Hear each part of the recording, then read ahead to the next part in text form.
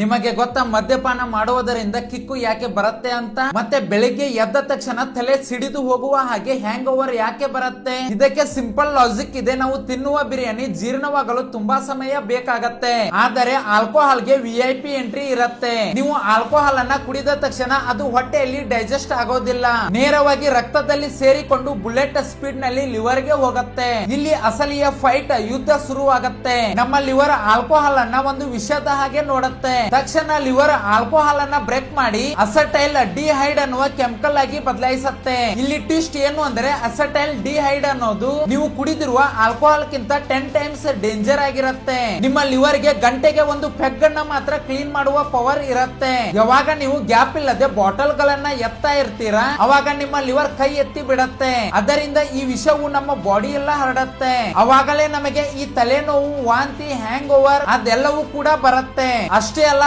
Alcohol ಬಾಡಿಯಲ್ಲಿ ಇರುವ water ನ ಎಲ್ಲ ಹೀರಿಕೊಳ್ಳುತ್ತೆ, ಹಾಗೆ ನಮ್ಮ ಬ್ರೈನ್ ಕೂಡ ಡ್ರೈನ್ ಮಾಡುತ್ತೆ. ಹ್ಯಾಂಗ್ ಓವರ್ ಅನ್ನೋದು ಒಂದು ಮಜವಲ್ಲ, ನಿನ್ನ ಕಾಪಾಡೋದಕ್ಕೆ ಆಗದೆ ಲಿವರ್ ಮಾಡುವ ಒಂದು ಕೂಗು, ಕಿರ್ಚಾಟ.